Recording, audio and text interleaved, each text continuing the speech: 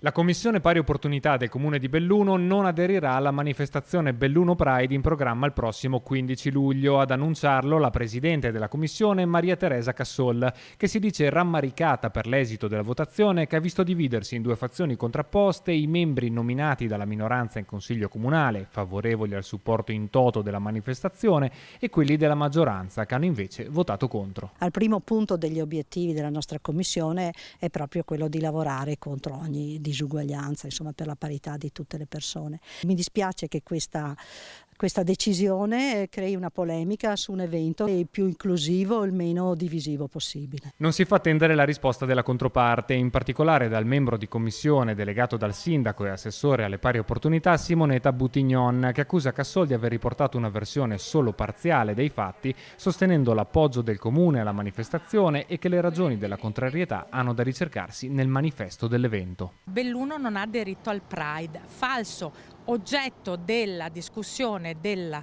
Commissione Pari Opportunità era aderire o meno al manifesto. Certamente il manifesto ha numerosi punti condivisibili, qualcuno che sappiamo sono oggetto di dibattito anche nazionale, sono punti sui quali manca la legislazione, ma non deve essere quello il motivo di divisione, no? Viene chiesto di aderire allo spirito di questa iniziativa. Sono state fatte nel manifesto molte richieste, il Comune è in grado di supportarle o no?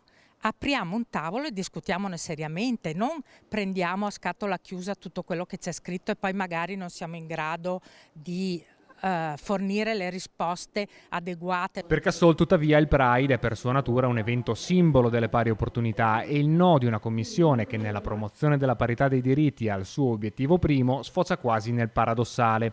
La questione sembra dunque ridursi alla scelta o meno di aderire in toto all'evento e al manifesto che ne rappresenta le richieste, anche se alcune di queste siano potenzialmente non condivisibili o comunque da approfondire in separata sede. Una questione che ha assunto i connotati di una battaglia politica e che probabilmente non terminerà qui, fermo restando che il Pride si farà.